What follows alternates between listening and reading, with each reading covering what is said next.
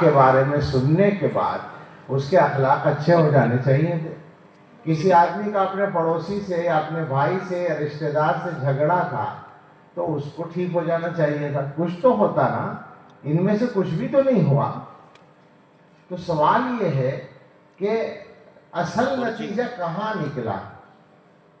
ایسا ہی سوال میں آپ سے کر رہا ہوں کہ آپ کا جلسہ ہو گیا, اب اگر آپ وہاں کے وہیں رہتے ہیں جہاں تھے تو جلسے کا آپ کو فائدہ نہیں ہوا, ہمیں ہو گیا, مدرسے والوں کو ہو گیا, بولنے والوں کو ہو گیا, آپ کو نہیں ہوا.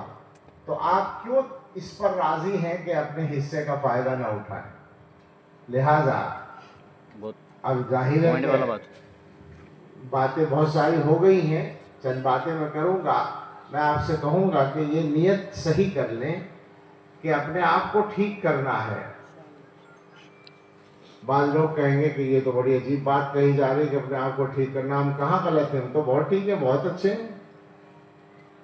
یہ بھی تو آئے گا نا ذہن میں کہ ہم تو بہت اچھے ہیں. تو قرآن کی ایک آیت سن لیں, پتہ چل جائے گا. ہم بہت اچھے ہیں لوگوں کی نظر میں, لوگ ہمیں اچھا سمجھتے ہیں. ایمانداری سے سوچیں, آپ اپنی نظر میں بھی واقعی اچھے ہیں کیا؟ یعنی یوں کہہ لیں آسان کر کے کہ اگر اللہ کے یہاں جانے کا نمبر ابھی آ جائے تو کیا یقین ہے کہ ہم اپنے اعمال کے اعتبار سے سیدھے جنت میں بھیجنے کے لائق سمجھے جائیں گے؟ یہ ہے اصل جانچ, ٹیسٹ یہ ہے. اگر ایسا نہیں ہے تو اس کا مطلب ہے کہ ہم ٹھیک نہیں ہیں. ہمیں ٹھیک کرنے کی ضرورت ہے اپنے آپ کو. قرآن کریم میں اللہ تعالیٰ فرماتے ہیں وَأَعْلَمُ بِكُمْ إِذْ أَنشَأَكُم مِّنَ الْأَرْضِ وَإِذْ أَنْتُمْ أَجِنَّةٌ فِي بُطُونِ أُمَّهَاتِكُمْ فَلَا تُزَكُّوا أَنفُسَكُمْ هُوَ أَعْلَمُ بِمَنِ اتَّقَىٰ. اللہ تعالیٰ تمہیں جانتا ہے جب اس نے تمہیں زمین سے پیدا کیا اور جب تم اپنی ماؤں کے پیٹ میں چھپے ہوئے تھے, اس وقت سے جانتا ہے, پہلے سے جانتا ہے. لہذا اپنے آپ کو زیادہ اچھا نہ بتاؤ, اپنے اچھا ہونے کے دعوے نہ کرو. فلا تزکوا انفسکم هو اعلم بمن اتقى, وہ جانتا ہے متقی کون ہے. اللہ جانتا ہے کہ صحیح آدمی کون ہے, اچھا آدمی کون ہے. دنیا میں تو یہ چلتا ہے, اللہ تعالیٰ کا بندوں کے ساتھ مہربانی کا معاملہ ہے کہ اللہ تعالیٰ ہم جیسے لوگوں کے گناہوں پر پردہ ڈال دیتے ہیں, اس سے ہمارا کام چلتا ہے. لیکن آپ غور کریں, کیا واقعی ہم ایسے ہی ہیں جیسے لوگ سمجھ رہے ہیں؟ اگر نہیں ہے تو ہمیں اپنے آپ کو بدلنے کی ضرورت تو ہے نا. ہم کیوں اس غلط فہمی میں مبتلا ہو جاتے ہیں کہ کوئی آدمی ہمیں اچھا کہتا ہے. ابھی مجھے پتہ نہیں کیا کیا علامہ بنا رہے تھے, میں یہ سمجھنے لگوں واقعی اتنا بڑا علامہ ہوں جیسا یہ لوگ کہہ رہے تھے, تو میری بہت بیوقوفی کی بات ہوگی نا. ایسے ہی ہے. میں اس پر ایک لطیفہ سنایا کرتا ہوں آج کل. علماء جانتے ہیں, کتاب پڑھائی جاتی ہے درس نظامی میں نفحۃ العرب, اس میں ایک قصہ لکھا ہے. بالکل پہلی صدی میں ایک آدمی تھا, پہلی صدی ہجری میں, جس کا نام اشعب تھا, اور وہ لالچی تھا, بہت لالچ بہت تھا اس کے مزاج میں. ایک دن وہ کہیں کھڑا تھا اور بچے اس کو پریشان کر رہے تھے, ذرا ایسی معمولی سا آدمی تھا, بچے چھیڑ رہے تھے. تو اس نے بچوں سے پیچھا چھڑانے کے لیے سوچا کہ ان کو یہاں سے کیسے ہٹاؤں. تو کہنے لگا بچوں سے کہ ارے بیوقوف ہو, تم یہاں کھڑے ہو, مجھے پریشان کر رہے ہو. وہاں سالم ابن عبداللہ ایک بڑی شخصیت تھی, صحابہ کی اولاد, وہاں سالم ابن عبداللہ کھجوریں تقسیم کر رہے, جاؤ کھجوریں لے لو. تو بچے بھاگے کہ وہاں کھجوریں تقسیم ہو رہی, چلے لے لیں. جب بچے چلے گئے تو آپ بھی چل پڑے ادھر ہی کو. وہ خود بھی چل پڑا, حالانکہ جھوٹ بولا تھا اس نے, بچوں کو بہکانے کے لیے, ہٹانے کے لیے کہا تھا کہ جاؤ وہاں کھجوریں تقسیم ہو رہی, لے لو جا کر. جب بچے چلے گئے تو خود بھی ان کے پیچھے دوڑا. تو کسی نے کہا کہ تم کہاں جا رہے ہو, تم نے تو جھوٹ بتایا تھا. کہنے لگا ہو سکتا ہے بانٹ ہی رہے ہو کھجوریں, مجھے بھی مل جائے. حالانکہ خود ہی جھوٹ بولا, لیکن اس کو یہ لالچ ہوا کہ شاید یہ بات سچ ہو. تو یہ ایسے ہی ہے ہم لوگوں کا حال کہ ہمیں لوگ اچھا کہتے ہیں, اچھا سمجھتے ہیں, تو ہم سمجھ رہے کہ شاید واقعی ہم ایسے ہی جیسے کہہ رہے ہیں. ارے بابا اسے تھوڑی پتا ہے، وہ تو اللہ کے پردہ ڈالنے کی بات ہے، تو خود جانتا ہے کہ تو کیسا ہے. تو اپنے آپ کو جنت کے لائق بنانے کی فکر کرنی ہے. اصل مسئلہ یہ ہے، میں یہ بات بار بار کہتا ہوں، مسلمانوں کو اپنی ترجیحات ٹھیک کرنی چاہیے. دنیا کے معاملات ٹھیک کرنے کا نمبر بعد میں ہے، آخرت کے معاملے کو ٹھیک کرنے کا نمبر پہلے ہے.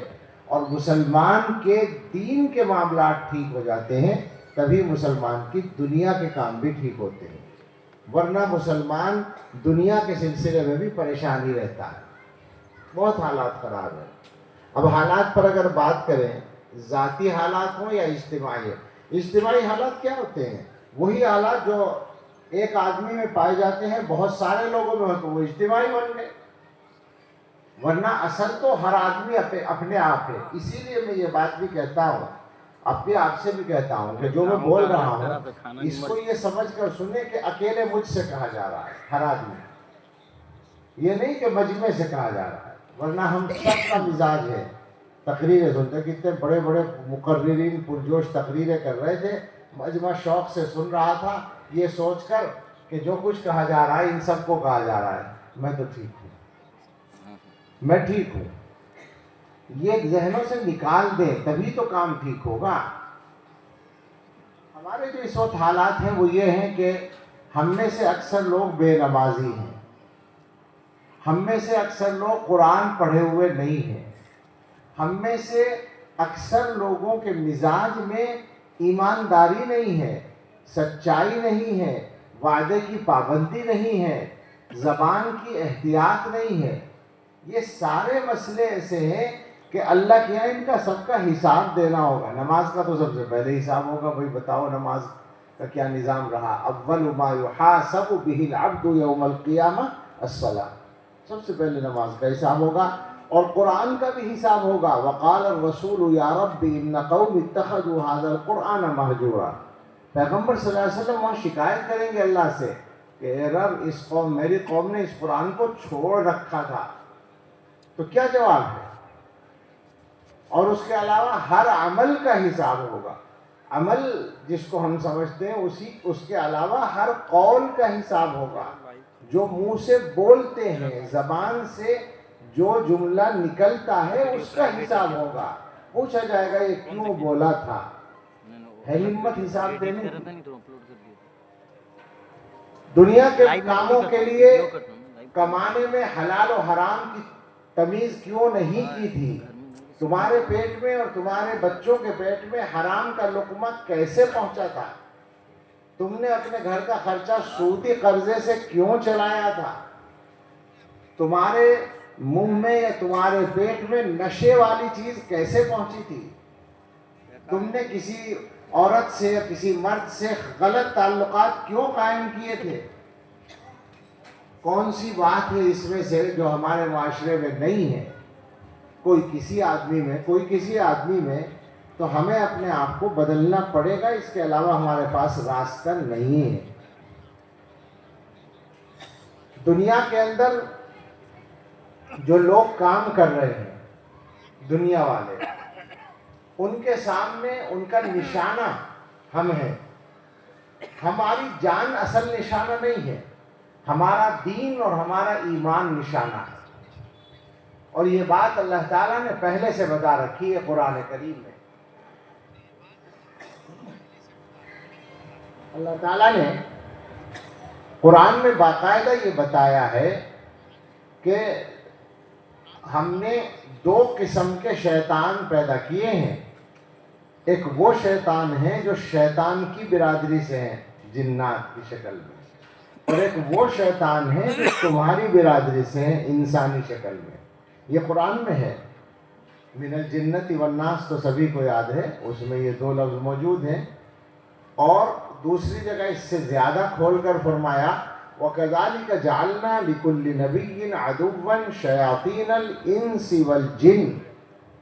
اسی طرح سے ہم نے ہر نبی کے کچھ دشمن بنائے ہیں جو شیاطین ہیں انسانوں میں سے اور جنات میں سے.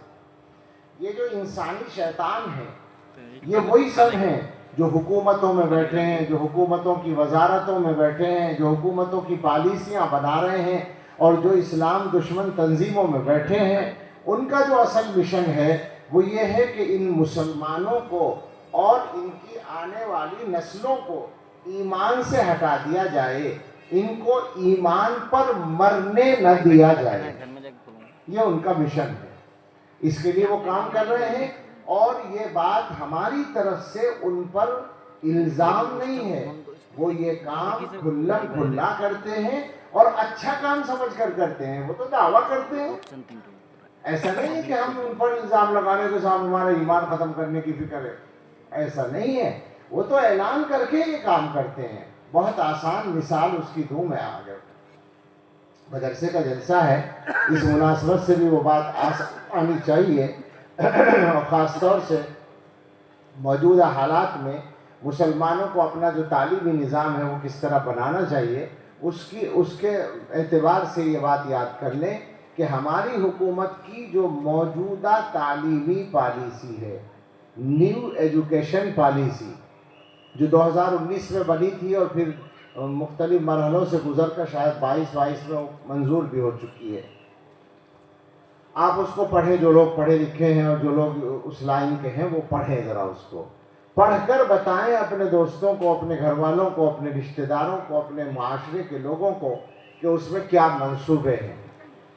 سادہ سی بات بالکل سمجھ لیں کہ وہ پالیسی تیار کرنے والوں نے اسکولوں میں پڑھانے کے لیے، بچوں کی تربیت کے لیے، بچوں کو اچھی باتیں سکھانے کے لیے جو اصل بنیاد بنایا ہے وہ ہندو دھرم کی کتابوں کی تعلیمات کو بنایا ہے۔ اب ان میں ظاہر اچھی باتیں ہوں گی، مگر اچھی باتوں کے ساتھ ساتھ ان میں شرک بھی ہوگا، اور اس شرک کو ظاہر ہے وہ نکالیں گے تو نہیں، وہ تو اس کو شامل کرنے ہی کے لیے لائے ہیں۔ تو اب صورتحال، اور اس کے علاوہ موسیقی ہے اور ناچ گانا ہے اور فلاں فلاں، وہ ساری چیزیں جو تعلیمی اداروں کا لازمی فریضہ سمجھی جاتی ہیں وہ سب ہیں، اور اس کے علاوہ یہ باتیں ہیں، ہندو دیومالائی جو کہانیاں ہیں ان کے ذریعے سے بچوں کی اخلاقی تربیت کا اس میں انتظام ہے۔ تو میں تو یہ بات کہتا ہوں، اور میرا خیال ہے غلط نہیں ہوتی یہ بات، کہ جب وہ عملی طور پر ہر اسکول میں اس پالیسی کے مزاج کے مطابق پڑھایا جائے گا تو مسلمان مجبور ہوں گے اس بات پر، مسلمان اس بات پر مجبور ہوں گے کہ بچوں کو اسکول میں بھی بھیجنا ہے، لیکن جب بچہ اسکول سے واپس آئے تو روزانہ اس کو کلمہ پڑھوایا کریں کہ اللہ جانے اسکول میں ایمان رہا یا ختم ہوا۔ آپ سمجھ رہے ہیں بات؟ اور یہ معمولی بات نہیں ہے، مسلمان کی سب سے قیمتی متاع ایمان ہے۔ اگر ہمارے سے ساری دنیا کی دولت لے لی جائے، ایمان بچ جائے تو معاملہ آسان ہے، اور اگر ساری دنیا کی دولت ہمیں دے دی جائے اور ایمان لے لیا جائے تو سب سے بڑا خسارہ ہے، سب سے بڑا نقصان ہے، اس لیے کہ وہ ایمان کتنے دن، وہ مال کتنے دن چلے گا؟ مر جائیں گے تو جہنم کا راستہ سیدھا ہے، تو اس سے بڑا نقصان کیا ہو سکتا ہے؟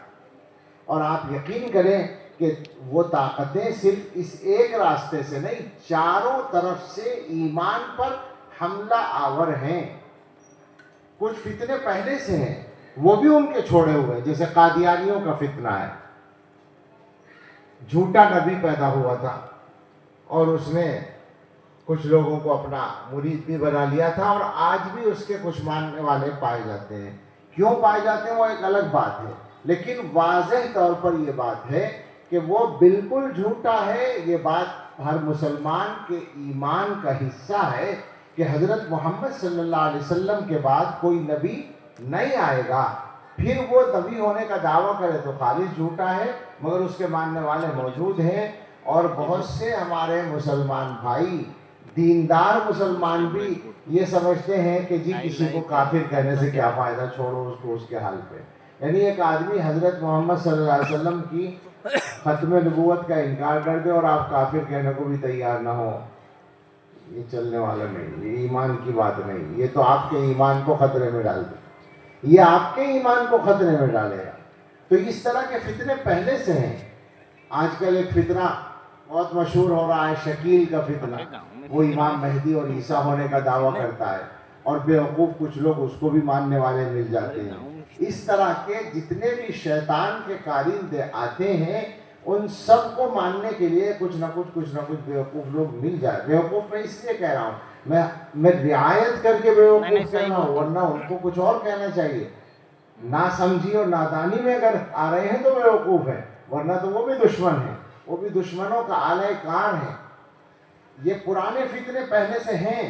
اس کے علاوہ آپ کا جو سوشل میڈیا ہے اس پر آپ جا کر دیکھیں کہ سوشل میڈیا کا کتنا استعمال دین اسلام کے بارے میں شک پیدا کرنے کے لیے کیا جا رہا ہے۔ ہر ڈیبیٹ کا موضوع اسلام ہے۔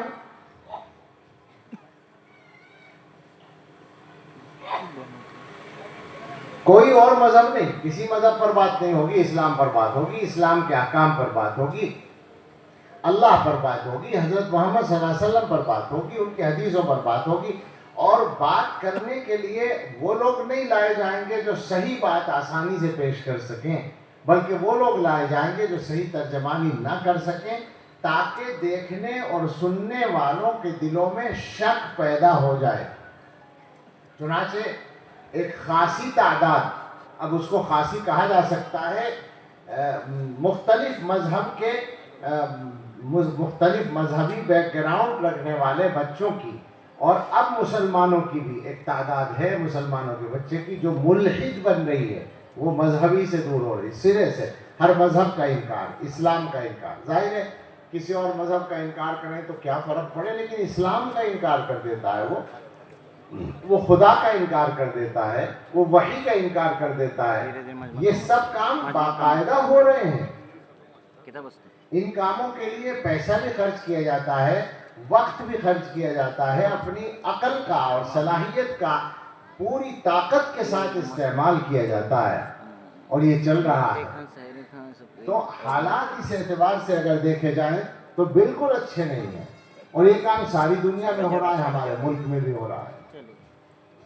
اس کے علاوہ اور بھی باتیں ہیں، بہت سارے ایسے لوگ مل جائیں گے جو دین کا حلیہ بگاڑنے کے لیے بیٹھے ہوئے ہیں، دین کی شکل بگاڑ رہے ہیں، دین کی نئی نئی تشریح کر رہے ہیں جو ہمارے بڑوں نے نہیں کی ہے۔ تو ان حالات میں ایسے کام نہیں چلے گا۔ آپ چاہے اڑیسہ نہیں اور بھی کسی تریپورے کے آخر کے کونے میں کہیں رہتے ہوں، آپ مسلمان ہیں، آپ ایمان والے ہیں، تو آپ کو بیدار رہنا پڑے گا۔ آپ کی ایک ڈیوٹی اللہ نے لگا رکھی ہے، وہ ڈیوٹی ہے اپنے آپ کو اور اپنے گھر والوں کو دوزخ سے بچانے کی۔ ایک ڈیوٹی وہ ہے جو بچوں کو پالنے کی ہے، ان کے کھانے پینے کی اور کپڑے کا انتظام کرنے کی ہے، بیوی بچوں کی۔ وہ سب کرتے ہیں اور وہ سمجھتے ہیں کہ ہماری ذمہ داری ہے۔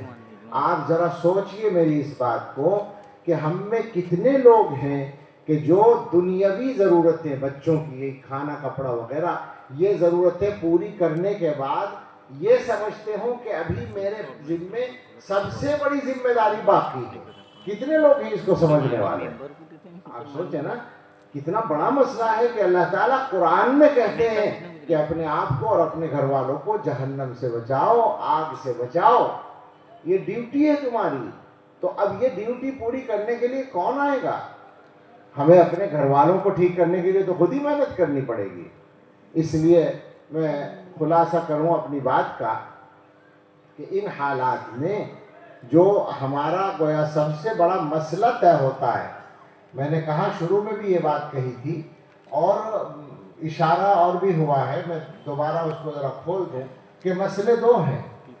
ایک مسئلہ ہے جنت میں جانے کا، جو اصل مسئلہ، مرنے کے بعد جنت میں جانے کا، اس پر میں نے زیادہ گفتگو کی ہے۔ ایک مسئلہ ہے دنیا کی زندگی ٹھیک گزارنے کا۔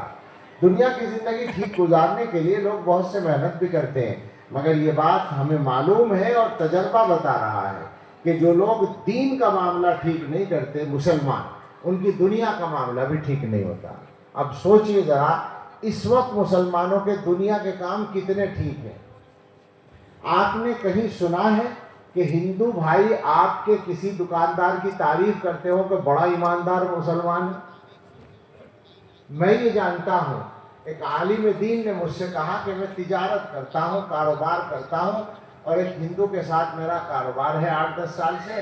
وہ ایک دن میری تعریف کرتے ہوئے کہنے لگا، وہ ہندو بھائی مولانا صاحب جو کاروبار کر رہے ہیں ان کی تعریف کر رہا ہے کہ مولانا صاحب آپ تو بالکل ہماری طرح ایمانداری سے کام کرتے ہیں. سمجھ رہے ہیں آپ؟ بتائیں کہ یہ کہنے کا موقع ہے اس کو یا نہیں؟ اگر سارے مسلمان ایماندار ہوتے تو یہ کہنے کا موقع نہ ہوتا، پھر ہم اس کو پکڑتے کہ تم یہ کیا بات کر رہے ہو، جو بھی مسلمان ہوگا وہ ایماندار ہوگا. آج اگر ہم یہ بات کہیں کہ مسلمان ایماندار ہوتا ہے، مسلمان سچا ہوتا ہے، مسلمان وعدے کا پابند ہوتا ہے، مسلمان جب تجارت کرتا ہے تو کسی کو دھوکہ نہیں دیتا، کسی کا پیسہ نہیں دباتا، مسلمان کوالٹی صحیح دیتا ہے سامان کی، مسلمان ایسا اور ایسا ہوتا ہے، تو کیا کہے گا کوئی آدمی ہم سے کہ کون سے مسلمانوں کی بات کر رہے ہو، کہاں رہتے ہیں وہ مسلمان؟ وہ یہ کہے گا کہ یہ باتیں تمہارے دین میں ہوں گی، تمہارے قرآن میں ہوں گی، تمہارے پیغمبر کی سیرت میں ہوں گی، تمہارے اندر نہیں ہے. کھلی بات ہے بالکل. اپنے آپ اپنے تجربے دیکھ لیں نا جو ہم لوگ کر رہے ہیں. اور سچی بات یہ ہے کہ ہم تو سیدھی دنیا بنانے کے لیے بھی ڈھنگ سے کام نہیں کر رہے. حالانکہ دنیا بنانا مقصد نہیں ہے، لیکن ضرورت کے لیے پیسہ کمانا تو ضروری ہے. مسلمانوں میں کتنے لوگ ہیں، خاص طور سے جوانوں میں آپ مجھے بتائیں، جو جوان بے روزگار ہیں، اور ملک بھر میں آدھے سے زیادہ نوجوان بے روزگار ہیں مسلمانوں میں. کیا وہ صحیح محنت کر رہے ہیں پیسہ کمانے کے لیے؟ وہ جو دعا کرانے آ رہے ہیں علماء سے کہ صاحب روزگار کے لیے دعا کر دو، نوکری کے لیے دعا کر دو، کاروبار کے لیے دعا کر دو، اور رات کو وہ 2 بجے تک ہوٹلوں پہ اور دوستوں کے یہاں بیٹھ کر وقت گزار رہے ہیں، اور صبح کو 12 بجے سو کر اٹھ رہے ہیں. یہ ایسے آدمی پیسہ کمانے والے ہوتے ہیں؟ آپ سوچیں ذرا کہ کیا کر رہے ہیں ہم. دنیا کا کام بھی تو ٹھیک نہیں کر رہے. حالانکہ ہماری شریعت میں دین کے ساتھ ساتھ دنیا کے ایک ایک کام کو ٹھیک کرنے کی اتنی واضح ہدایتیں ہیں کہ حیرت ہو جاتی ہے. میں ایک حدیث سنایا کرتا ہوں، ذرا آپ سمجھیے گا.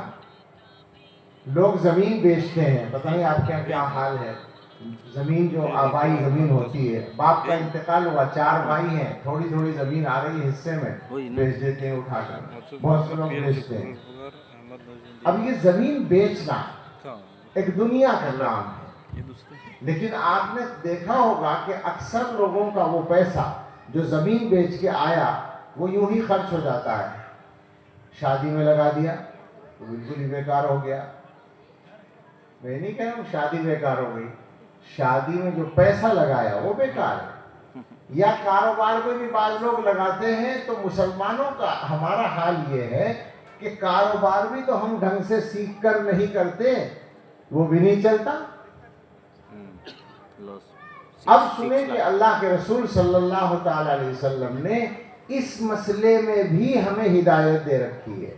حضور کا ارشاد ہے، من باع ارضا او عقارا قبل اللہ یبارک لہ فیہ الا یجعلہ فی مثلہ. جو آدمی کوئی زمین یا جائیداد بیچے وہ اس لائق ہے، اس کا مستحق ہے کہ اسے برکت نہ دی جائے. یہ حدیث ہے.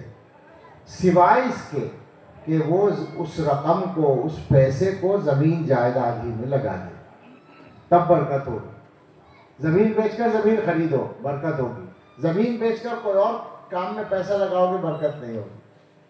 اب میں یہ مثال دے کر آپ سے کہتا ہوں کہ کسی مذہب میں کیا اتنی باتوں کو سکھایا گیا ہوگا کہیں؟